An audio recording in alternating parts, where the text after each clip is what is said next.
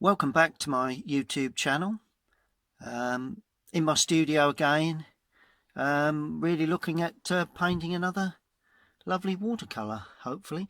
Got my materials all set up in the normal way, water and everything else that's required, brushes.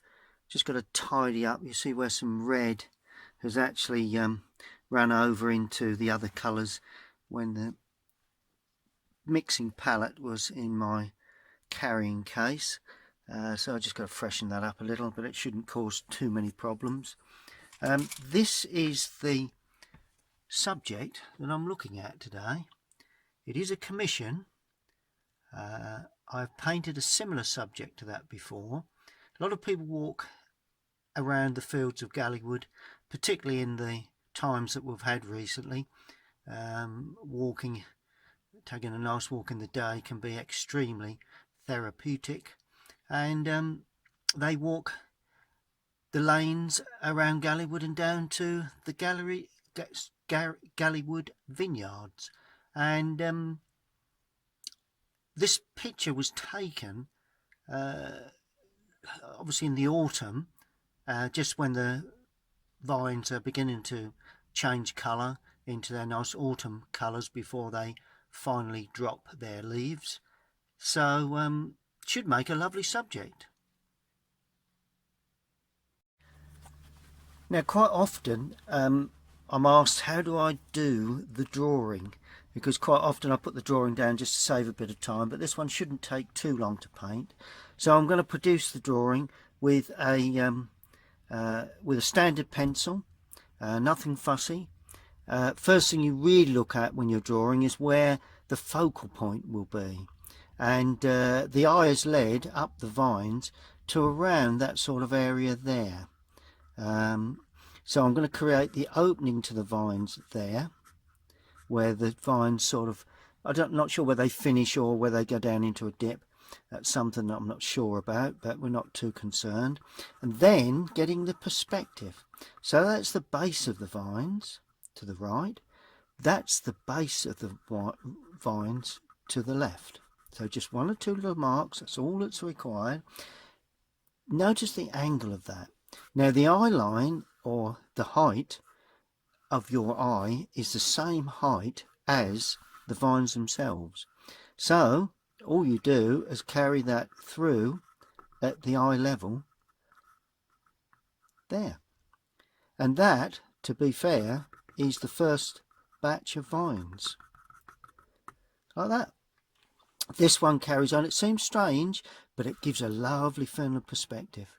And this one is the same. It stays straight because the vines appear taller as they come forward. If you were to slant that, it would look as if you're looking down onto it. But because you're actually the same eye level, then the tops look straight. It's the bottoms that slope where they meet the ground. Quite simple as that, really, you know. Showing a little bit more of that side because of the angle, so we don't see it, so it goes out a little bit further there. Other than that, that's the most difficult part of the painting, believe it or not. And what I'm going to do, I'm going to continue the tops of the next area of vines there, and they finish more or less there. And of course the bottom, where they actually sit, this is actually where they sit, it's not where the leafing finishes, but where they sit has got to come at that sort of angle there, like that. All right, so that's the next row. This row, you know, that's the only really other row you can see, because all the other rows, because we're at this height, are behind, you know, as they come in either side, behind these main first two. So really that makes the scene so much more easy to paint, really, I suppose. Now what I'm going to do, I'm going to place, there is some distance there, and that is very distant, so I'm only putting light pencil work in, slight angle. Now there's a lovely large tree here that's just holding in that right hand side. It's a big feature, that lovely feature. You know, it's I think we can just about see the trunk there, but it sits behind the vines really, and you only need an outside edges. There is a small tree here which gives a lovely balance to the whole thing. You know, it really is these sort of features that give perspective too. You know, it looks to me, if I remember rightly, that tree is actually larger than that tree, but it appears smaller because it's much further away. And then along the tops of these vines, you don't see any distance there, you see some I don't know whether they're some sort of trees coming in on the right, that there a little bit of hedging there again shows a lovely balance to the whole thing. And then there is a distant wooded area that obviously needs to be extremely blue when we come to paint it to set it back. And then it sort of like goes down over a ridge there, I think. So let's make certain we put that in. Right, and then finally we quickly draw in the bottom of the leafing there like that, and we have a stake where the whole row is held up with a stake there. That's the main stake, and then we have some vine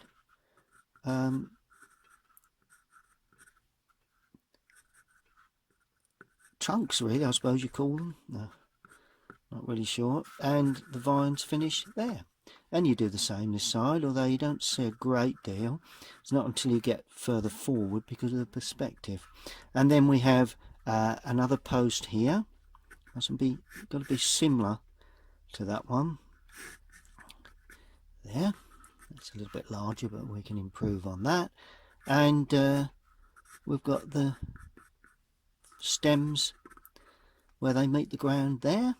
And we've got the branches that come out there. I think we can just about see, there's probably another one there. We can just about see the other bottom there where there's a few stems and branches and a bit of that coming there like that, but that's really supplementary really.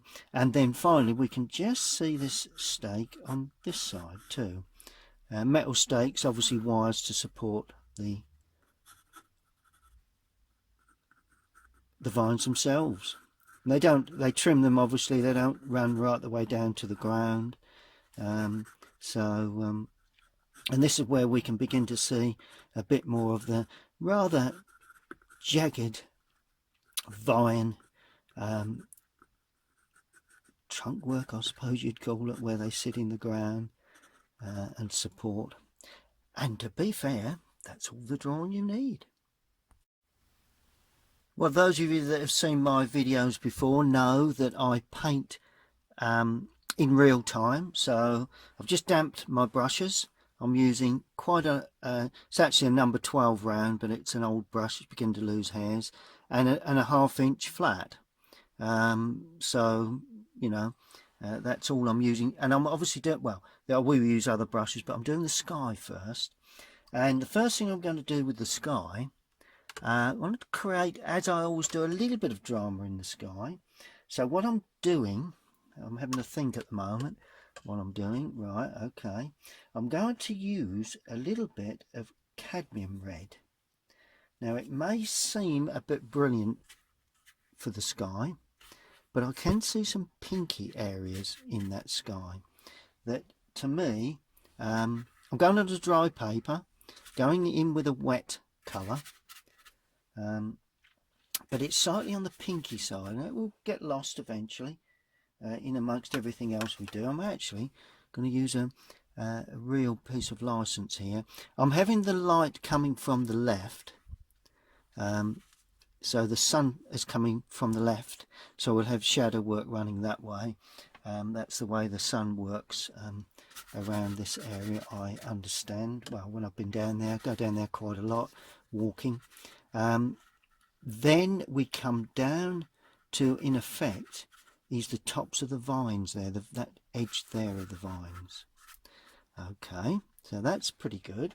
Now I'm going to use Windsor blue with a touch of that red in it. Gives a lovely sky blue.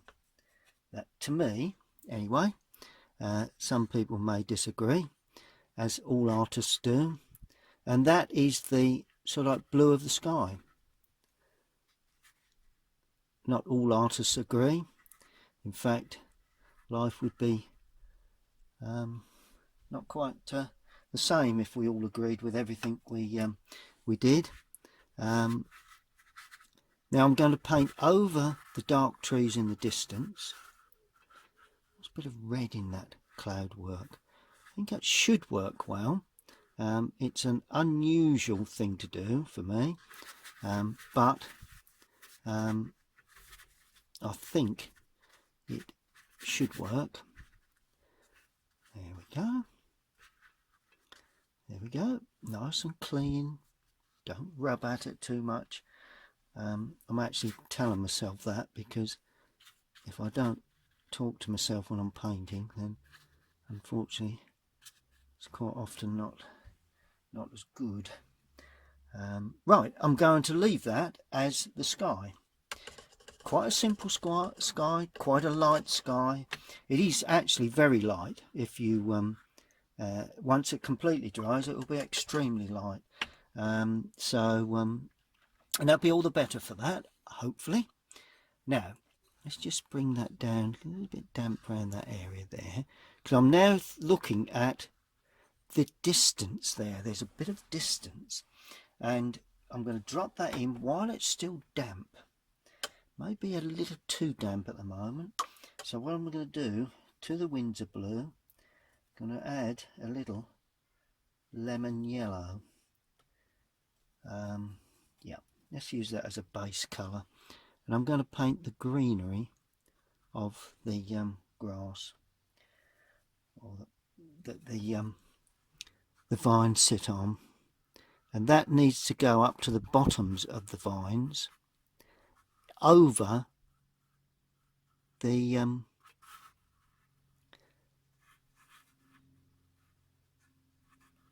actual sorry, I'm just thinking, that's okay, there we go, over the stems of the vines. There we are, finally got that word correct. They're not trunks, they're stems. There we are, and a little bit stronger as I come into the foreground. Certainly not trunks. And the bases are a bit sort of uneven because of the leafing, so we need to show that, particularly in the foreground. So you bring the greenery up to that. There we are, just keeping an eye on the dampness of the top. And then to the Prussian blue, I'm going to add a little burnt sienna, because that will give me quite a nice deep green, just to bring the changes down in this foreground. I'm actually going to drop a bit of red in there as well, because that'll darken up give a bit of richness, and a bit of blue, a bit more blue going in there. And notice I'm painting across, not painting down. Gradually introduce that to the distance, not right into the distance, but a little bit there. This is not particularly the shadow area, but it could very well be. I mean, it certainly will help the feeling of a foreground shadow when we come to finish the picture off with shadows. Right, and I'm just quickly watching that because I need to get that distance in. I'm going to use a slightly smaller brush now, just to put that distance in. It's a number 8 round, and that distance is cobalt blue with cadmium red. Cobalt blue and cadmium red. Plenty of blue in the mix. Give us a nice feeling of distance, and it must start somewhere about there. The reason why I waited is because I needed this distance to look quite grey. There we are. It goes right the way behind that tree. Now we need a stronger mix than that, because against that light sky it's going to be very, very dark.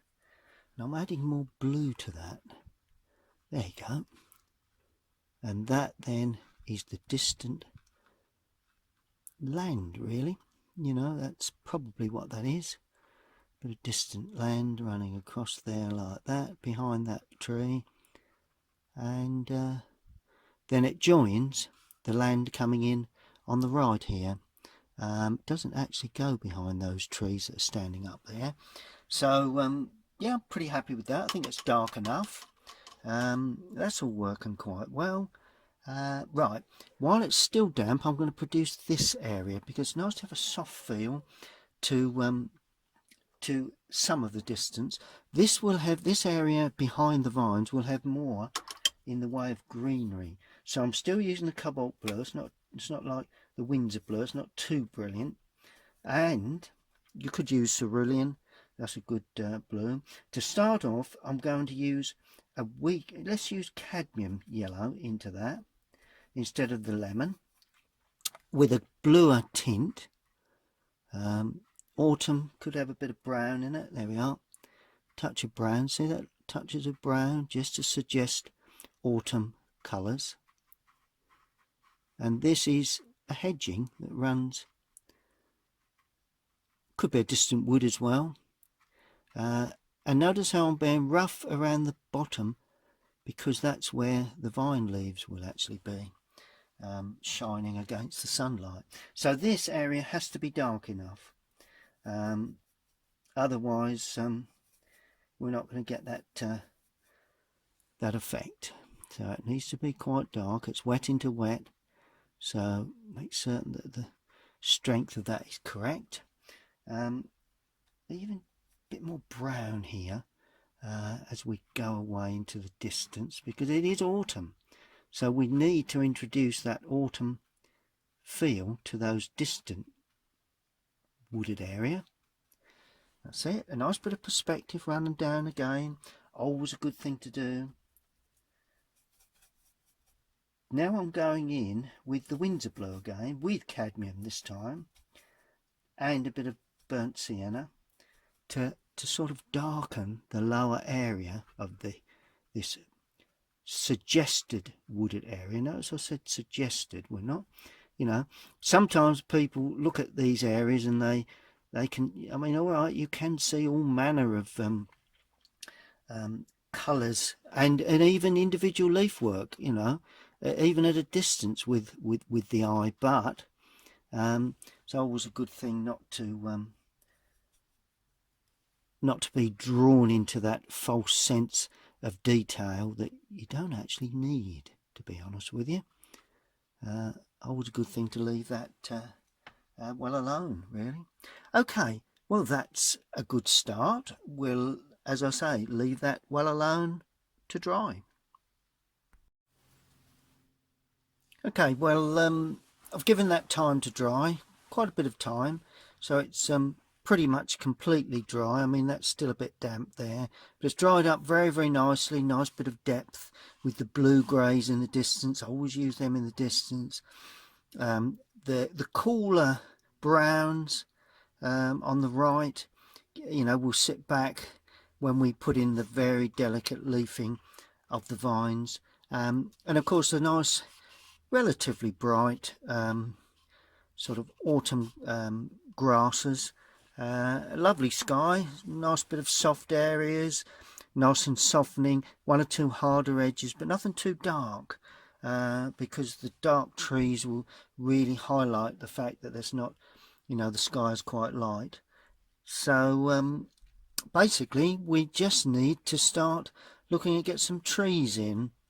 Well, I'm going to put in these cluster of maybe popular trees running along there, with a couple of smaller bushes. They will go in quite easily, quite simply.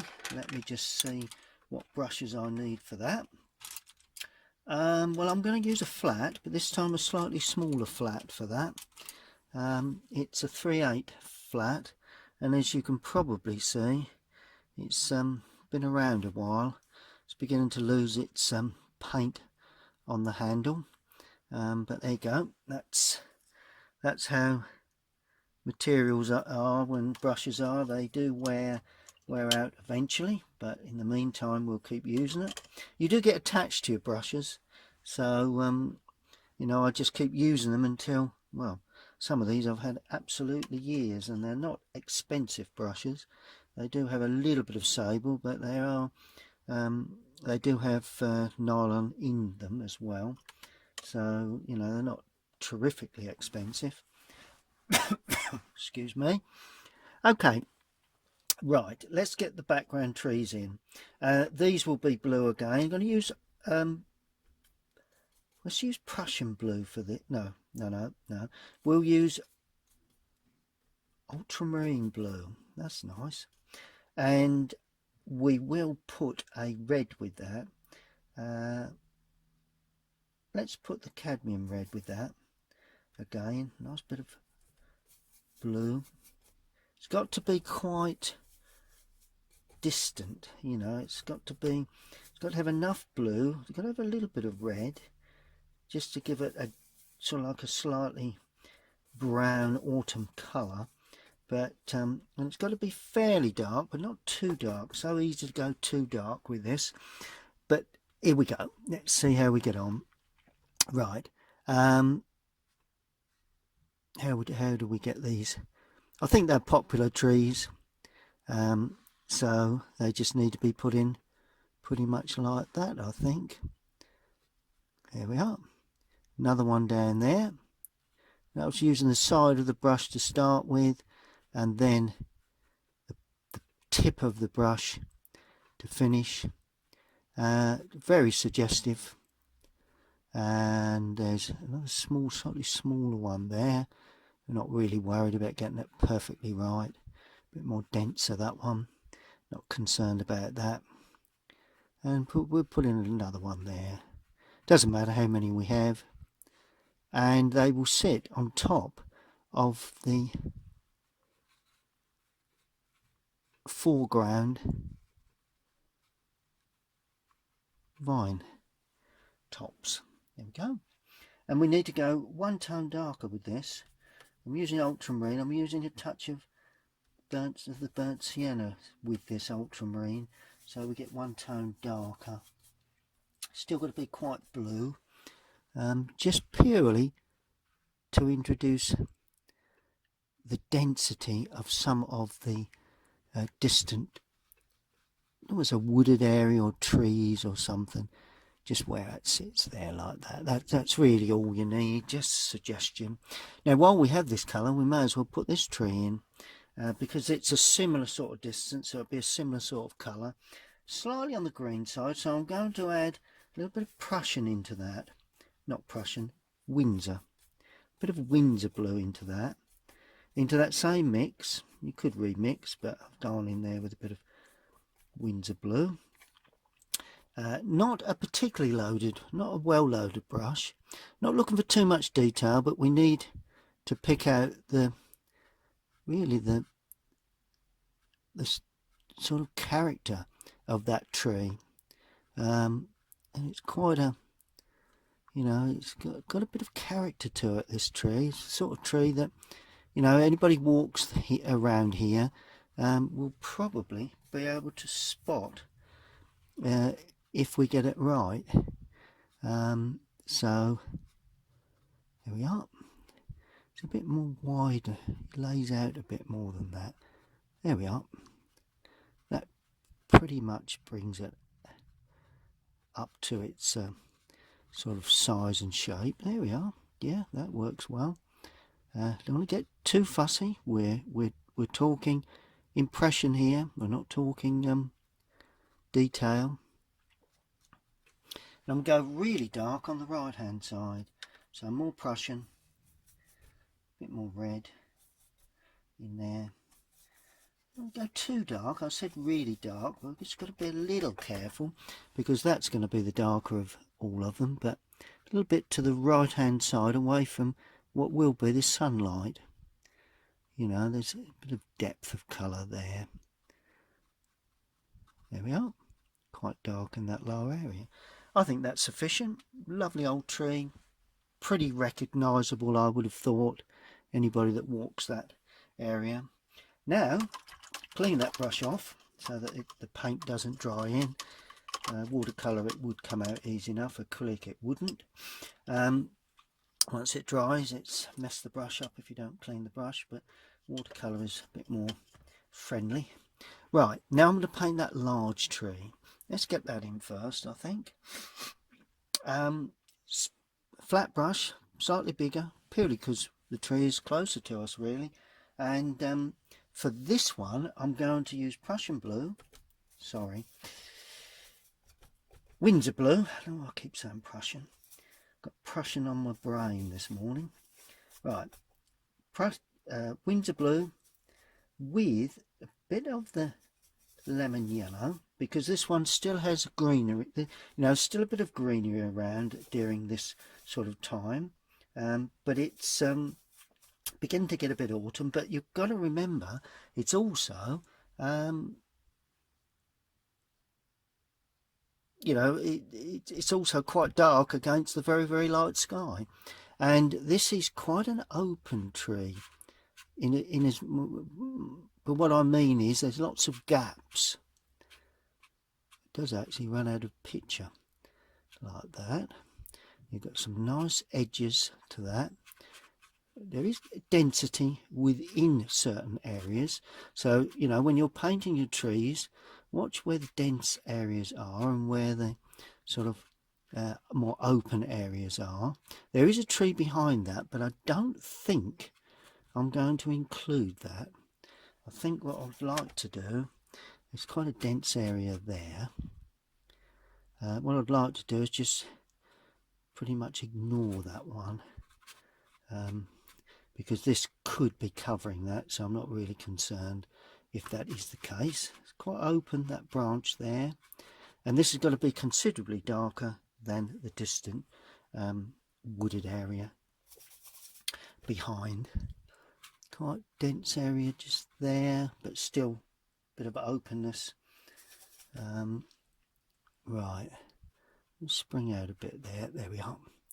There will be a trunk to put in shortly, but just add a bit more red to that, just to give it a nice sort of dark autumn feel. And it sits nicely, just coming out a bit with some dark branches on the outside edge there. It probably suggests that tree in the background anyway. There's a trunk there which we can improve on shortly if needs must, but sometimes just the greenery is sufficient for the trunk area. And it just sits nicely on top of the vines like that. No more simpler than that. Now all we're going to do is mix a very dark mix for the right hand side and just use the Windsor blue with the red, and that will give you a lovely dark sort of brown green, because it is very dark on the right hand side and at the top, because as I say, the sun is coming from the left, creating a little more sun than perhaps that day it was. But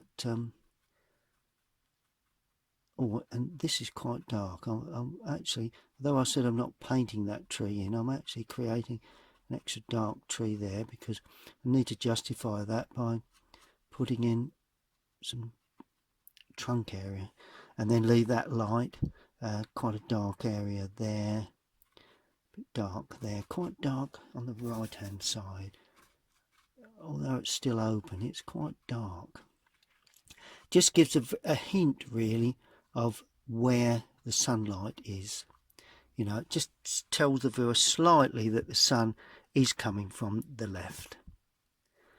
There we are. And in the lower area, as I say, plenty of dark area there. There is sort of like a hint of a trunk, so maybe this colour is about all we need for the trunk work. It suggested a trunk without the need to introduce any other colour really. Good. Well, I think that's probably sufficient. Let's go out, just get some branches that hang down there. You know, I don't want to get fussy, but I want to pick up the character of that lovely old tree. It sort of like spreads towards the right hand side, you know, which bit open there. Lovely. So that's our trees in. Right, that's pretty much dry now.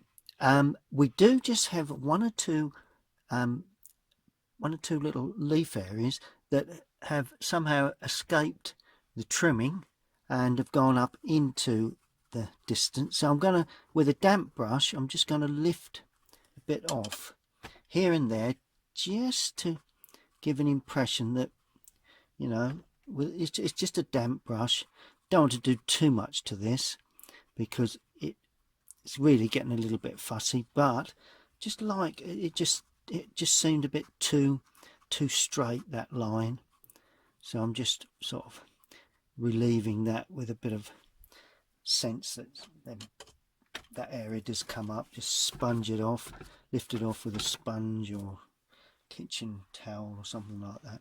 Right, well, that didn't really do a lot, but I think that's enough anyway. Right, now I'm going to look at painting the vine leaves. Well, quite simply, we're going to go very autumn, which is a yellow. May as well use the lemon yellow again, and obviously we need a red. There are one or two quite sharp reds there, but so let's use the cadmium red. So that's gone in, but to kill it I'm going to put raw sienna, because to start with doesn't want to be too brilliant in the distance. So it's three colours: raw sienna, lemon yellow, and a touch of cadmium red. Fairly weak, trying to make these lighter than anything we've got behind them. So there's an area of sunlight there, and I'm only just using the point of the brush, and notice how I'm painting down the vines, working to the right and to the left. The reason why I'm doing both sides is because when I change colour, I want the change of colour to progress backwards, and also the vines hang down. So if I went across, it would look as if they lay flat, but because I'm going down like that, and notice how I'm leaving some white paper.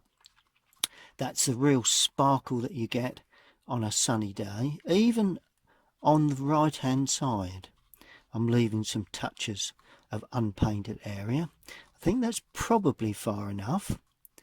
Maybe we need some tops of that one as well to be shown in the distance there. That would be the same colour, so that's an interesting thing to think about.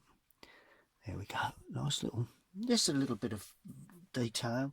Now I'm going to add a little bit more yellow, lemon, with a touch of red, not too much. So you will notice that the colour, let's go a little bit lighter, and when I say lighter, it's just more water really, with watercolour. And I'm getting a bit bolder with the shapes, because the brush strokes are a bit more wild, if you like, because there we are, that's good. Now I'm lightening up again by adding a little bit more water and really just dotting around in that sort of area. Same area both sides, and of course that comes there as well, so we've got to be aware that that would also have that same colour right up. You know, you've got to keep your colours the same. Oh, and that one running out of the picture there would have these same colours. Here we are, lovely sort of, it's very impressionist, which is, those of you that have seen my work before know that that's something that I really enjoy doing, painting an impression of what I see rather than the complete I'll just touch up into there, rather than creating a photographic image, I suppose you could call it. We really need just an impression, and this is what I'm trying to achieve every time I paint. Bit of atmosphere. I always try and get a little bit of atmosphere into your paintings, and atmosphere is usually tones and shadows that create that. Just before it dries, adding a bit more red to that, because there are some lovely little touches of autumn red, and that is cadmium red with lemon yellow. Not in the distance, but just before it dries, because there are some little touches of this red in place. So you've got to be a bit careful that you don't overdo it, but I think that's sufficient. There's not many, but I'm putting a few more in, and I'm dropping that in just as it's drying, so you know it's always nice for it to blur so it doesn't look too prominent. Okay, so that's the main vine areas in. Next comes the actual vine stems that go into the ground. Now you could use a rigger for this, but I'm using a number 6, so Rosemary and Co. Produce lovely brushes, they do, and it points. You could obviously use a small rigger like that, but I'm going to use this one to do the job, and that's just dark brown really. I'm going to add Windsor blue with burnt sienna, give a greeny brown. If you could use burnt umber, but that was a bit dull. I want a bit of colour to this, and I'm starting, well, let's do the, always nice to paint them the way they grow, so add a bit more water to that. And you don't have to follow your pencil lines completely, you know, sometimes you get two very close together, and they will get progressively smaller as we go away into the distance, so it's always, and get closer together, so that's always so make them a little wider in the foreground. Here we go, like that, and we now continue with these. It's quite a chunky one, that, so just to show perspective, make certain that you give it enough ground to hold the branches above, a bit like a tree really, you know. Use a small trunk and a lot of heavy leafing never looks quite right, so we've got to use the correct sort of, and they get very close together as they go away, and they probably disappear pretty much really, you know. You can just see some little touches of them there, and we just continue with that. There's another lovely main stem there, just add a bit more water to that so I'm got enough for the paint to flow correctly. Right, so there's one there, there's one there. Let's just bring that down, there we go. And I've visited the winery and been inside. Lovely chap. I think it's Ian and Nicola who run the vineyard. Very, very knowledgeable people, and always willing to show you their facilities, obviously when COVID allows, and but this was before the complete lockdown, and it is a lovely sort of, how can I put it, local facility, if you like. Homegrown grapes producing superb local wines. I mean, you know, you can't beat it, really.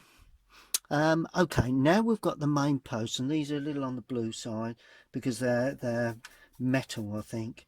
So, and a little bit lighter, so plenty of water, a bit more of the Windsor blue, a bit more of the Windsor blue in there, and that's one post like that, and quite substantial.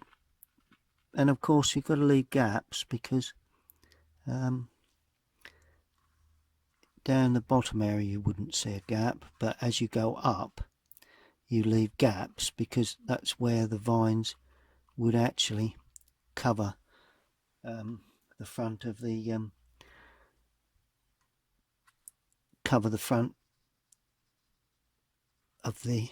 support, and that's all they are, is the support, really. Good. That's all looking good.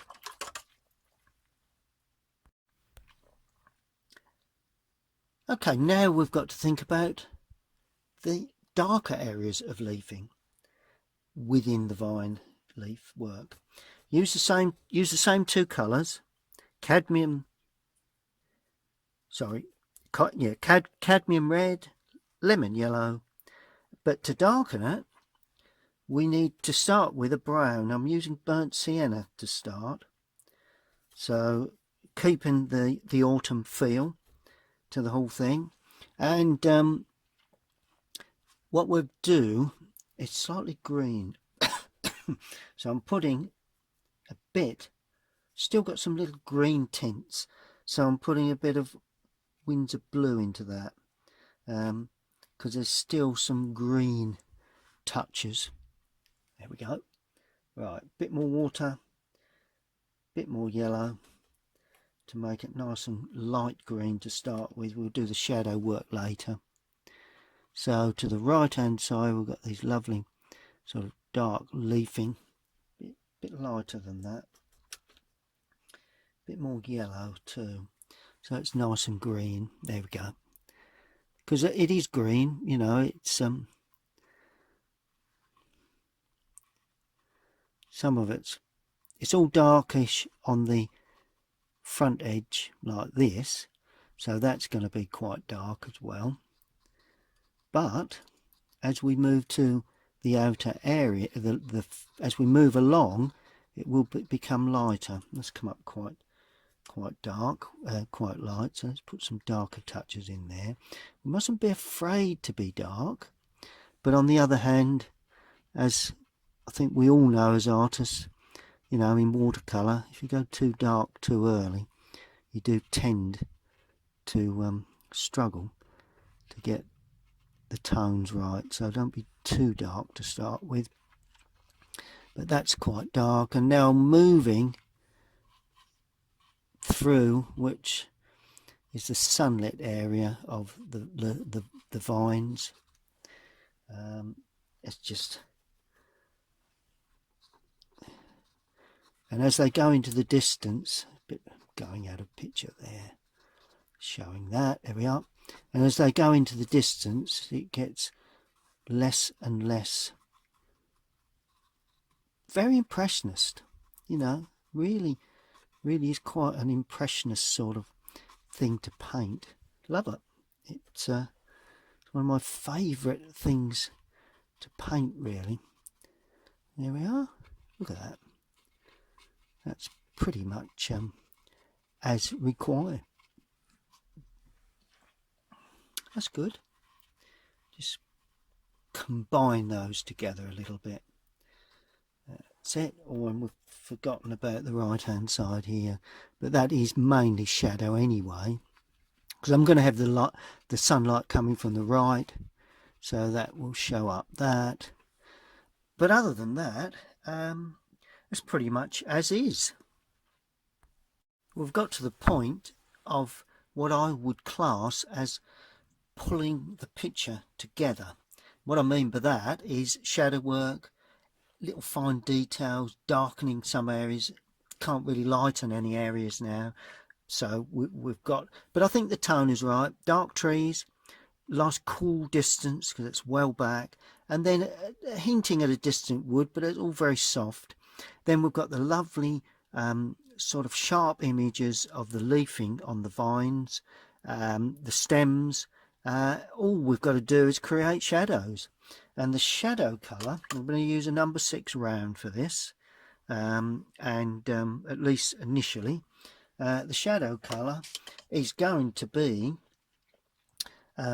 cadmium red and, dare I say, Windsor blue. And I say that because I've only just mixed them together, so we've got to see what they come out like. Well, there you go. It's a bit on the green side, I suppose.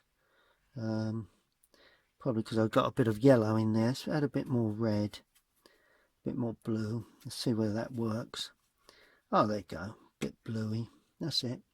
Don't go too dark with these shadows. It's quite a stark light, but we don't want to go too dark with that initially anyway, in the distance. Right, let's see how this shadow works. We've got to bite the bullet at some point, and wouldn't be on top of the vines. It would only be on the left hand side of these vines here. One or two little areas that you wouldn't see it, but not much down this right hand side. There is gaps between the vines a little, but obviously not greatly. And then all of a sudden, one or two smaller little touches there. And you could say that I'm sort of covering all up all that lovely yellow, but unfortunately that is the way to get atmosphere, you know. Unless you do that, you haven't really got any atmosphere. Undersides of those there, and of course this, you know, those undercolours will shine through once it completely dries. You know, that's the good thing about watercolour. It's transparent washes, as opposed to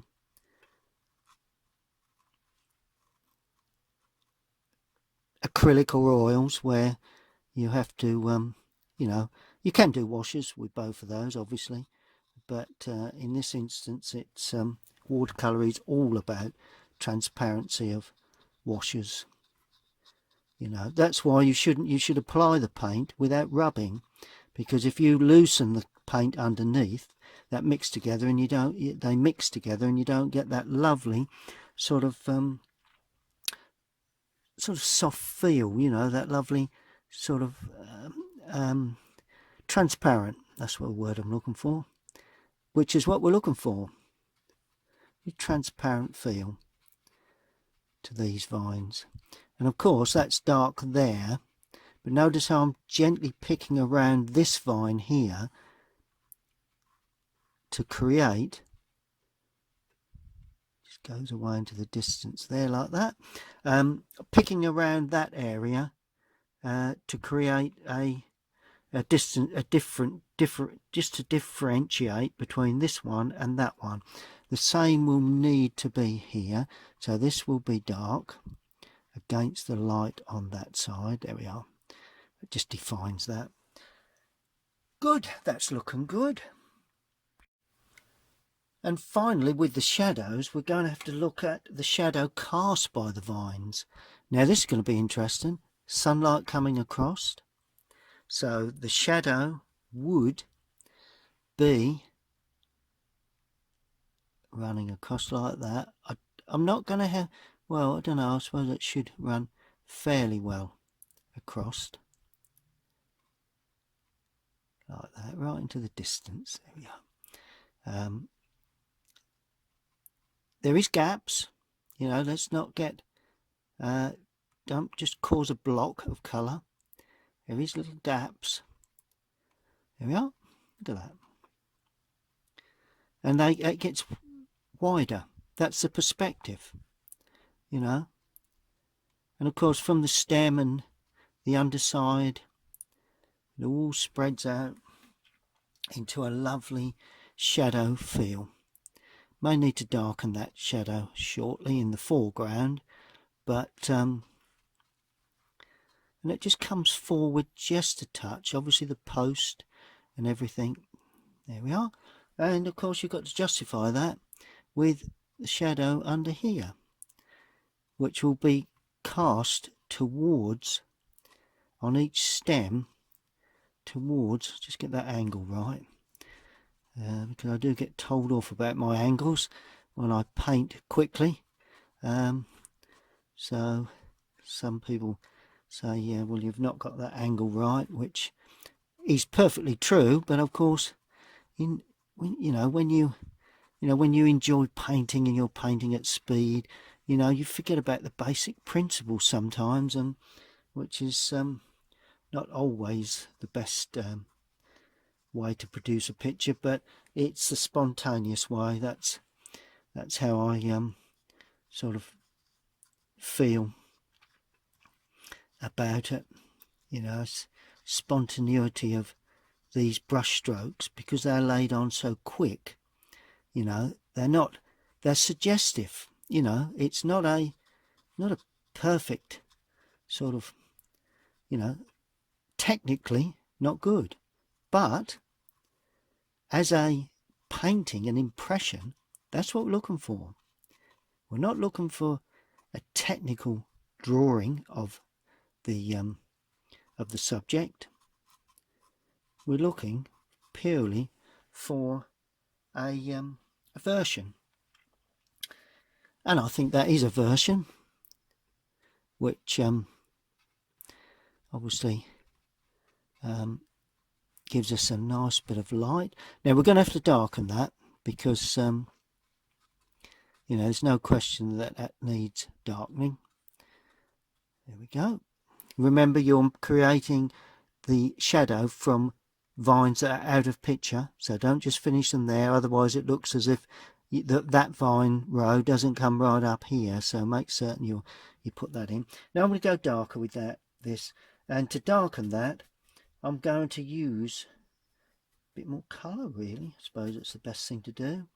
Just a darker colour, a bit more blue this time. I think probably I was lacking a little bit of blue in that. There we go. There we are. Just finish that just before it dries to really highlight that foreground. Won't be quite so dark in the distance, but certainly in this foreground we will have sharp dark colour. And of course the post, that post and that post, yep. There we go. Now that's the sort of depth of colour. I know it looks very dark, but it is required as we go away into the distance. There we are. Look at that. Look at that. Doesn't that really give that lovely sense of shadow under them vines, which is always my intention, to produce quality shadows, really. And of course there is vines there, so they will create shadows under there from the vines behind this cluster. So we've always got to be aware of, with shadows, of images, or shadows of things that are running out of picture, objects, trees, and just before I finish, I'm going to add a bit of this shadow colour just in the foreground here, because I want to create atmosphere. So a little bit there. Okay, it's lovely. Yeah, a little bit darker there, and nice bright colours. But let's just tone back a bit this with a bit more of a darker tint. There we are. Look at that. There we are. Look at that. Isn't that brilliant, the way they light up? The vines light up once you put shadows in. And I'm going to be quite dark in that bottom right hand corner. Not sure why, what that shadow is, but always nice to have a bit of foreground shadow. There we are. Really pulls that foreground forward. I'm going to allow that to dry a little, and my good old friend, the finishing touches, just spotted that needs pulling together a little bit more there, like that. Just pull that shadow, don't too many gaps. My good old friend, the foreground, the finishing touches, and I'll show you how to do that. Good. Well, we're at the finishing touches stage, and I'm going to use a dark brown for this. So a little bit on the vines, stems in the foreground, a little bit on the ground, running away, because you know there is, it's not earth, but it is little bits of well, sort of autumn leafing, really. Gives the vine something to stand on. You know, I always say that with trees, you know, you need just a little hint at a bit of warm tone. Oh, there you are. Drag the brush across. Look at that. That's lovely. Oh well, let's continue with that. I like that feel. Oh, a little bit into that. That shadow's still a little damp. Let's put a little bit of earthy colour into that. Notice how I'm running across with these sort of textured sort of little brush marks. If they don't go right, just rub them out with your finger, and then you get a gravelly feel, which is actually looking good. So I'm going to do that a bit more. You know, I will say when I'm teaching, you know, if you know, if you have to use your finger just to relieve the areas, then you do. You know, you know, whatever you need to improve on the look of the picture, really. Got to be aware now of not overdoing this, because you can get to a point where you're creating a texture for no real reason. You know what I mean? It's a fine dividing line between where you actually finish your work. And just warm these up a little bit. That's good. Got the post there. Just put the shadow side of that post in with this brown. It's not going to cause any problems. There we are. Put that post in there. Good. That's looking quite good. I'm pretty much happy with this. A bit more autumn tints here and there. Browns, I mean, you know, the autumn browns as we go away into the distance, a bit there. That's a bit bland, so let's, don't want, you know, I don't want too much interest here, because it's all about the vines themselves running away into the distance. So I don't need too much in regard detail there, but it's nice to have just a little bit.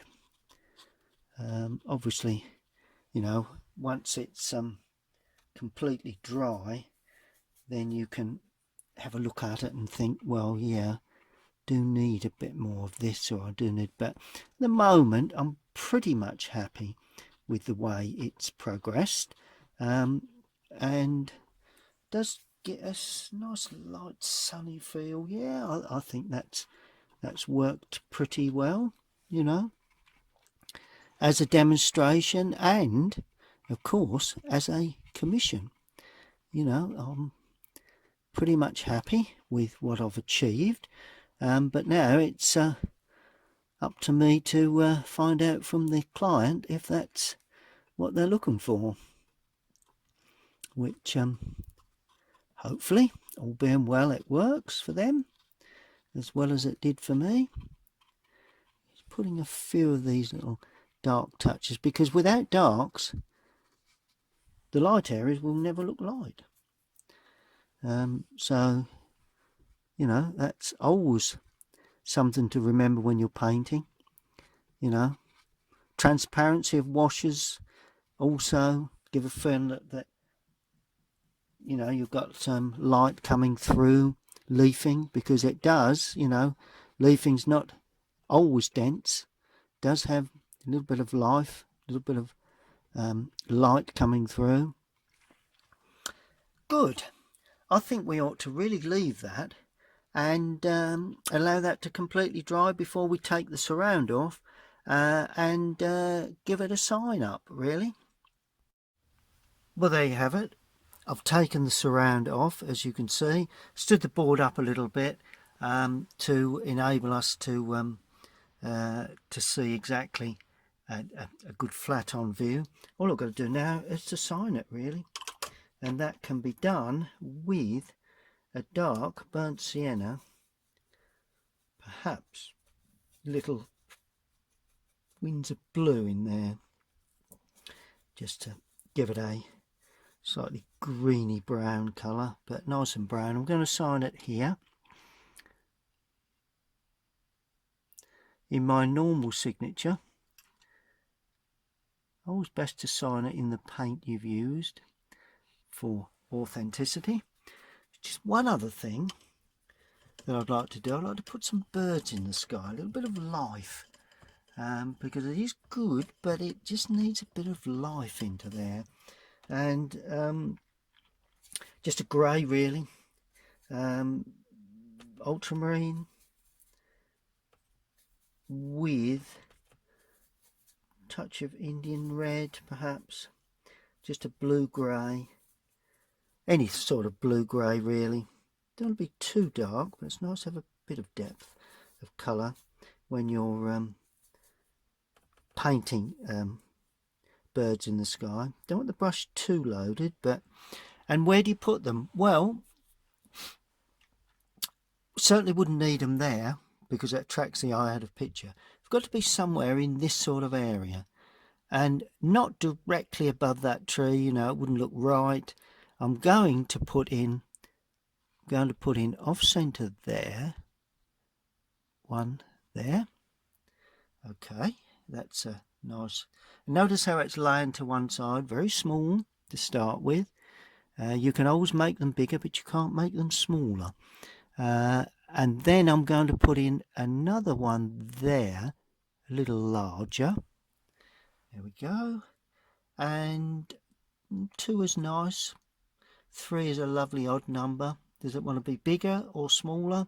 Well, I'm electing to be slightly smaller, and it's going to sit there. There we go. That's birds in the sky, and that is the vineyard of Galleywood Vineyards in autumn. The complete demonstration done in real time. Please click on the logo bottom right hand corner to subscribe if you haven't already done so. You can see more of my work on Colinsteedart.com. That's my website, and I hope you've enjoyed this video. Stay tuned, and there'll be some more uploads very shortly. Thank you for watching, and happy painting.